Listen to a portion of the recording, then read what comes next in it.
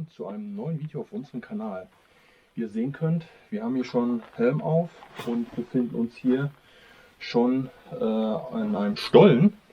Und zwar machen wir heute mal ein Revisit. Wir werden uns nochmal die Anlage hier anschauen für die V2 Tankstation, also Produktion von Triebwerksgemisch und auch versuchen bis zur Teststation für die Triebwerke an sich, für das Aggregat 4 zu kommen. Ja, wir haben jetzt einen kleinen Marsch vor uns durch diesen Stollen, der kerzengerade hier in die Anlage reingeht. Und ja, wir nehmen euch einfach mit, also bleibt gespannt mit diesem Video. Bis gleich.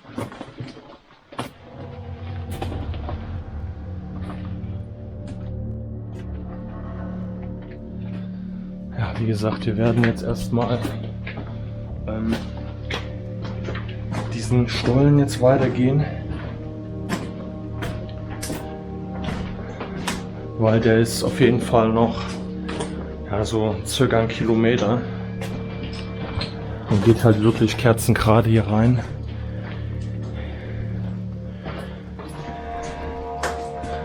Und ehe wir dann erst an der Anlage sind, die wir uns dann anschauen wollen.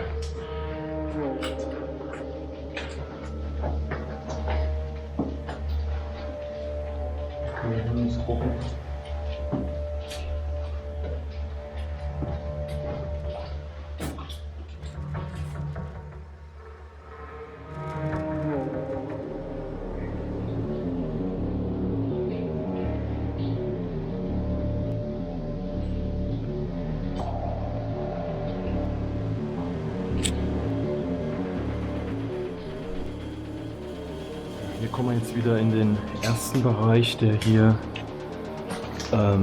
mit Ziegeln ausgekleidet ist, in so einem Bogen hier oben. Und hier an der Seite sind große Schieferbrocken eingemauert, also teils mit Ziegelstein und mit Schieferbrocken. Das ist dann der erste Abschnitt, der uns dann hier auch zum nächsten Damm führt, den wir jetzt noch überqueren müssen. Ja Leute, was hier in diesen Stollen halt auch immer so krass ist, wir sind ja schon in vielen Anlagen gewesen unter Tage, dass man immer das Gefühl hat, hier sind Stimmen. Also das hatten wir so in anderen Anlagen noch nicht. Das kann man natürlich jetzt so ein bisschen reinspinnen, reininterpretieren durch das Wasser, ne, dass solche stimmenähnlichen Geräusche ausgelöst werden. Aber man darf auch nicht vergessen, dass hier Tausende von KZ-Häftlingen auch unter schwersten Bedingungen arbeiten mussten. Und ja, vielleicht ist hier und da dann doch immer irgendwie wie so eine Art Geist, wenn man es jetzt ein bisschen scherzhaft interpretieren will. Aber ja, es ist halt eine Anlage, wo viele Menschen halt umgekommen sind. Ne? Das darf man nicht vergessen. Okay. Wir haben jetzt hier eine kleine Wasserpassage. Hier oben seht ihr noch kleine Verankerungen, Haken, wo wahrscheinlich noch eine Absicherung dran war. Und da kommt die nächste gemauerte Passage. Und hier hinten seht ihr nochmal, hier ist der zweite Damm. Da hinten seht ihr einen ganz kleinen Lichtpunkt. Da sind wir praktisch durchgekommen, wirklich kerzengerade. Dann könnt ihr sehen, dass wir hier keine Kurve oder so gelaufen sind. Und ja, dann geht es jetzt weiter.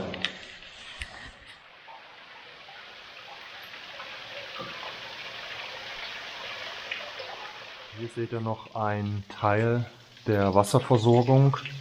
Ob man hier was rein oder rausgepumpt hat, das kann ich nicht sagen. Hier unten wäre praktisch die Verbindung gewesen zu hier oben. Hier lag auch mal so eine Art Stopfen, wo man das zugemacht hat. Der ist jetzt hier nicht mehr vorhanden. Der war ja aber auch schon total verrostet und hätte jetzt hier den Wasserabfluss gar nicht stoppen können. Aber ihr könnt sehen, ne, wie hier die Leitungen durchgeschoben wurden. Hier oben ist ein Schacht drin. Es ist schon krass, sage ich mal, auch so die einfachen Sachen wie eine Wasserleitung, wie die hier durchgeschoben wurden durch den Berg. Das ist schon Wahnsinn. Aber dieses dunkle Gestein, ihr seht, ich habe hier 2 Lampen an. Das ist sowas von dunkel. Wenn Melanie jetzt nochmal mit ihrer Taschenlampe kommt, die sie auch schon auf voller Pulle hat, ja gut, okay, die macht noch ein bisschen mehr Power, aber ihr könnt sehen, wie extremst dunkel das Gestein ist. Wie als ob mir, keine Ahnung, in einer Teergrube oder Kohle irgendwie zugegen wären. Aber das ist hier nur Schiefer, was hier abgebaut wurde im ursprünglichen, bis es dann später die Untertageverlagerung oder ein Teil der Untertageverlagerung geworden ist. Da vorne kommen wir jetzt zum Punkt, da zweigt sich das rechts ab, den hatten wir jetzt glaube ich noch nie, wir waren jetzt schon zweimal hier, aber noch nie begangen die Strecke gefahren. Die werden wir uns auf jeden Fall heute auch nochmal angucken.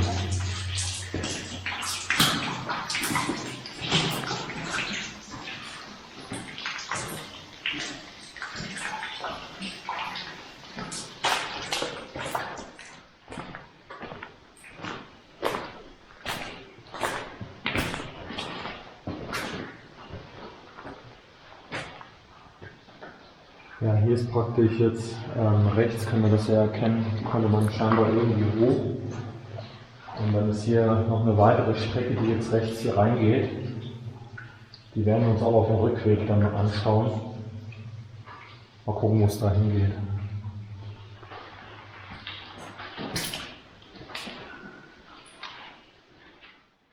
Hier sind auch noch ein paar Reste zusammengesammelt. Wahrscheinlich von Druckluftschläuchen. Lampenhalterung könnte das sein. So, kommen wir jetzt hier zum letzten Abschnitt. Ihr könnt da hinten schon die Mauer sehen mit dem Loch. Das ist im Prinzip der letzte Abschnitt, um in die Kammer zu kommen, wo wo der Treibstoff gelagert wurde. Gerade hier ist immer, keine Ahnung, sehr starke Rückstände von, ich weiß nicht, was das ist. Eisen ist es nicht, es ist sehr, sehr gelb, was hier auch immer aus der Wand kommt. Das ist immer hier in diesem letzten Abschnitt.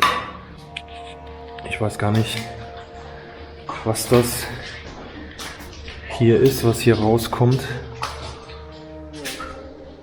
Aber das scheint kein eisenhaltiges Material zu sein.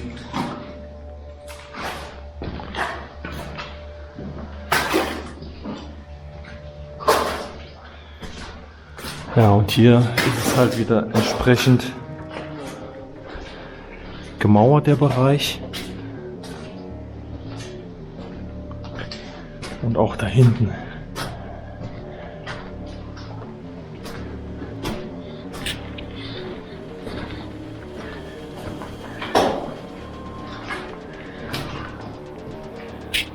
So, und das ist immer der spektakuläre Blick, wenn man hier reinkommt und dann durch die Wand schaut und dann hier diese riesigen betonierten Sockel sieht, wo die Tanks drauf gelegen haben.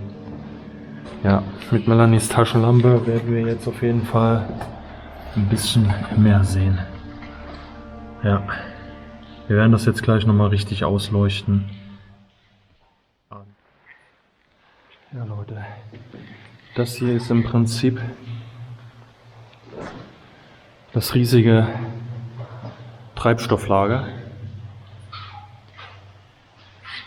was hier für die Aggregat 4 Triebwerke angelegt wurde. Ja, Melanie macht noch mal ein bisschen mehr Licht. Dann könnt ihr sehen, wie weit das bis da hinten hingeht. Also hier müssen wirklich 100.000, wenn nicht sogar Millionen Liter an Treibstoff reingepumpt worden sein in diese riesigen Behältnisse, in diese riesigen Tanks. Das ist schon Wahnsinn. Ja, in diese riesigen Tanks letztendlich, dieses Treibstoffgemisch, was da drin war, größtenteils Ethanol und Flüssigsauerstoff. Das war im Prinzip der Treibstoff, den die Raketen brauchten. Und den hat man halt, wie gesagt, hier gelagert. Und draußen, sage ich jetzt mal, da gibt es einen eigenen Bereich, wo letztendlich diese Aggregat 4 Triebwerke dann getestet wurden, ob die halt funktionieren. Und ich sage halt auch immer Aggregat 4, also die Rakete selbst, der technische Name, die Bezeichnung war auch A4-Rakete, nur viele kennen es halt umgangssprachlich als V2, weil Joseph Goebbels halt dieses Synonym der Vergeltungswaffen praktisch in seiner Propaganda erwähnt hat. Und das war dann halt die Vergeltungswaffe 2. Es gab dann halt ja noch eine V1 und das war praktisch die V2, aber technisch gesehen die A4 und somit das Aggregat 4, was hier getestet wurde, beziehungsweise die Triebwerke. Und die Rakete ist zum größten Teil im komplett damaligen Deutschen Reich verteilt gebaut worden. Also hier hat man jetzt zum Beispiel den Treibstoff produziert und die Triebwerke getestet. Es gab andere Standorte, da hat man nur die Hüllen gebaut und andere Standorte halt nur die Feinmechanik, die da reingehört, diese Pumpen etc. Also was ja mit das teuerste eigentlich an der Rakete gewesen ist. Und so hat man das halt überall verteilt, dass man, sage ich mal, nicht einen Punkt hat, wo man diese Waffe gebaut hat, wo es praktisch einfach gewesen wäre, das zu sabotieren oder durch irgendwelche Angriffe halt zu unterbrechen, sodass man immer die Möglichkeit hatte, diese Rakete konstant halt weiterzubauen. Deshalb haben einzelne Sabotageakte, die es ja gegeben hat, in einzelnen Standorten eigentlich nichts gebracht. Ja, die haben kurzfristig die Funktion unterbrochen, aber es wurde durchgängig weiter produziert. Es hat eher, sage ich mal, Schwierigkeiten gebracht, die Raketen in der Produktion dauerhaft, also hohe Stückzahlen zu produzieren, weil von den Ingenieuren ständig Änderungen kamen, die ja dann aber noch nicht zeitnah an den Produktionsstätten hingelangt sind, diese Änderung. Und das hat es eigentlich mehr erschwert, diese Raketen konstant in hohe Stückzahlen zu bauen. Weil es wurde ja weiter geforscht und weiterentwickelt. Ja, wir werden jetzt auf jeden Fall noch bis zum Ende hingehen, wo ihr praktisch die Einfahrt sehen könnt von der Lokomotive damals, die hier reingekommen ist. Und ja, das werden wir jetzt machen.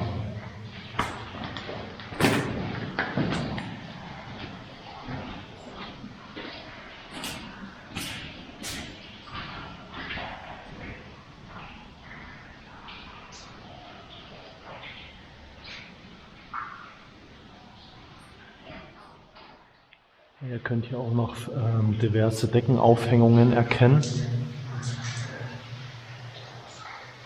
Ich weiß aber jetzt nicht im Einzelnen, für was die gewesen sind. Vielleicht waren da oben nochmal irgendwie wie so eine Art Plattform angebracht. Man sieht ja immer noch hier diverse Metallteile. Das ist halt alles entfernt worden.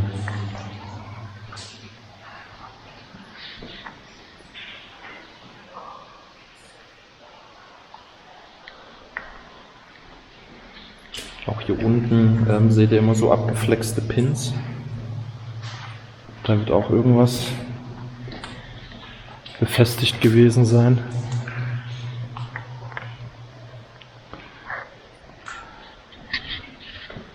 So, und hier habt ihr jetzt gesehen, wie weit wir jetzt hier gegangen sind. Wie unheimlich groß dieser Tank hier gewesen sein muss. Ich weiß halt nicht, ob das ein einzelner langer Tank gewesen ist oder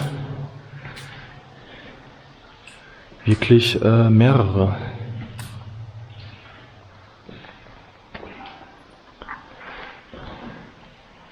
So, da hinten könnt ihr es schon langsam so ein bisschen erkennen. Ist das Portal für die Eisenbahn, für die Lokomotive, die ja reinfahren konnte bis dahin. Hier sind wir, wie gesagt, am Ende von den Tanks und hier die Einfahrt jetzt für die Lokomotive von dem Testgelände her und von dem KZ, was da angeschlossen war. Und hier geht's zur Sprengkammer. Da waren wir auch schon drin. Da gibt es auch ein Video von uns, wo wir von der anderen Seite hier reingekommen sind. Da wurden diverse Sprengmittel gelagert. um hier den Ausbau weiter voranzutreiben. So, hier sammelt sich auf jeden Fall wieder einiges an Wasser.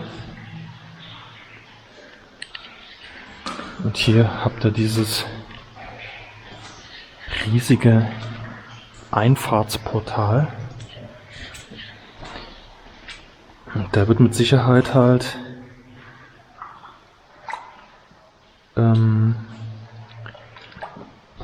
der Treibstoff entweder hier reingepumpt worden sein, also praktisch durch die Lokomotive hier reingefahren sein und man hat es vielleicht dann in die Tanks verbracht oder eher andersrum, dann rausgeholt, kann alles sein. Oder man hat es halt auch genutzt, um hier die Strafgefangenen, die KZ-Häftlinge von den Lagern praktisch hier schnell rein zu befördern. Das kann natürlich auch sein.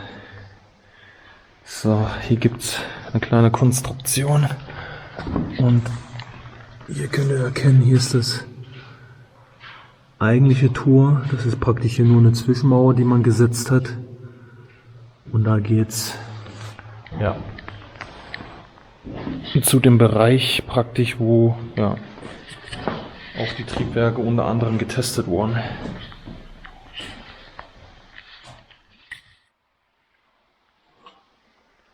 Haben jetzt noch irgendwelche alten Relikte, die hier mal verbaut gewesen sind.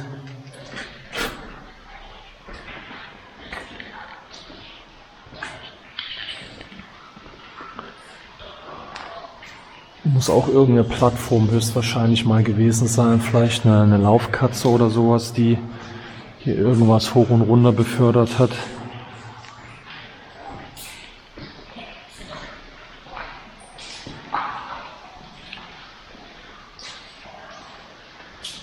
Fässer. Wie gesagt, hier oben geht es praktisch rein in die Kammer. Da müsste man halt mehrere einzelne kleine Schlupflöcher praktisch überwinden. Aber das werden wir heute auch nicht machen. Wie gesagt, das haben wir ja auch schon einmal im anderen Video euch gezeigt, ausführlich. Deshalb ersparen wir das uns heute. Weil wir wollen ja auch noch die zweite Strecke uns anschauen, die wir jetzt mal gar nicht kennen. So, jetzt sind wir hier wieder zurück und ja, also es ist immer wieder hier das Phänomen, dass man so wie rufende oder klagende Stimmen hört. Das ist ganz komisch. Klar fließt hier überall Wasser, aber das gibt es auch in anderen Anlagen und Bergwerken. Aber hier hat man immer das Gefühl, dass andere Leute unterwegs sind, aber es ist einfach keiner. Und ja, es ist mysteriös in der Anlage, keine Ahnung. Vielleicht hat es was damit zu tun, dass hier wirklich so krasse Sachen hier einfach passiert sind, so unmenschliche Sachen, dass man vielleicht dafür irgendwie empfänglich oder empfindlich ist. So, hier ist jetzt nochmal der Abzweig der Strecke, die hier weitergeht und ja, gucken uns die nochmal eben an, was da so noch zu sehen ist. Ja, man sieht hier auf jeden Fall auch einige Indizien. Hier ist irgendwie eine Verankerung, wo man was hätte befestigen können. Und hier ist alles wieder kohlrabenschwarz. Viel Wasser.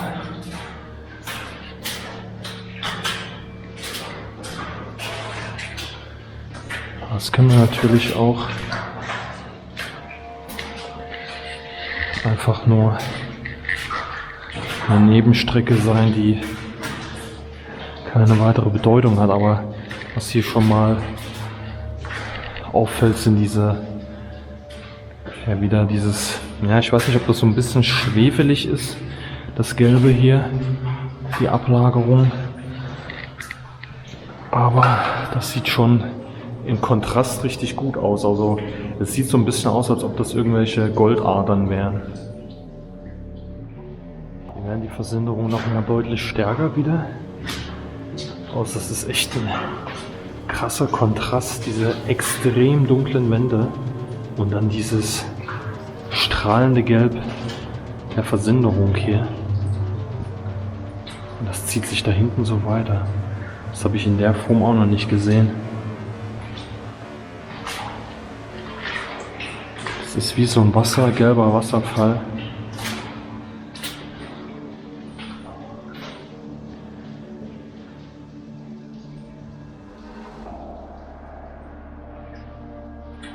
Jetzt habt ihr hier auch nochmal.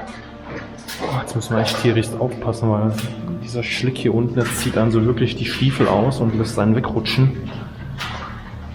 Ja, wir werden jetzt glaube ich auch hier umdrehen, weil, ja, hier, man sieht es jetzt, der Boden gibt extrem nach. Wir werden für euch jetzt nochmal hier die Versinderung hier an der Vierste aufnehmen. Ja, der Weg wird immer krasser. Ich gehe hier auch richtig ein jetzt. Also ihr könnt es hier an der Decke sehen, an der Vierste, wie schön das aussieht. Ja, der Weg wird noch, die Strecke wird noch eine Weile gehen, aber das ist hier jetzt so ein Sumpf hier unten. Boah. Ich werde jetzt hier nur mal eben kurz ums Eck schauen, aber der Weg ist wirklich extrem beschwerlich.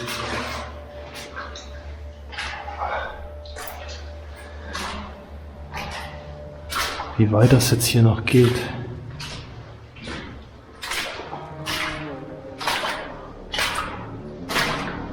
Oder ob hier wirklich... Ha, nee. Es ist das Ende von dieser Strecke. Okay. Aber es war nicht immer Ende, sondern es ist einfach gesprengt worden. Ah, wobei, es geht da oben weiter. Ja, da oben gibt es ein Schlupfloch, weil das ist hier verbrochen. Man sieht da auch Gestänge, Eisengestänge. Ja, es ist verbrochen. Da kommt man, glaube ich, weiter in die Anlage, aber da würde man sowieso von der anderen Seite reinkommen. Okay. Aber nochmal gut zu wissen, dann haben wir das auch geklärt. Vor allen Dingen die Versinderungen hier sind wirklich atemberaubend. Der Form auch noch nicht gesehen. Der Kontrast ist einfach krass. Ich sehe das nochmal von der Seite. So Leute, das war's im Prinzip heute mit diesem Video. Wir hoffen, dass euch die Eindrücke jetzt nochmal gefallen haben, dass ihr noch ein bisschen was nachvollziehen könnt, noch ein bisschen was, sag mal, gelernt habt, was jetzt hier in der Location alles so passiert ist. Und es war für uns auch nochmal wirklich spannend, so ein Revisit, um einfach nochmal ja, zu schauen, ob sich irgendwie was verändert hat, ob wir was Neues entdeckt haben. Das haben wir ja auch mit dem mit der Parallelstrecke, die wir noch nicht befahren haben. Und ja, also es hat auf jeden Fall wieder eine Menge Spaß gemacht und wir hoffen, ihr seid wieder mit dabei beim nächsten Video. Macht's gut!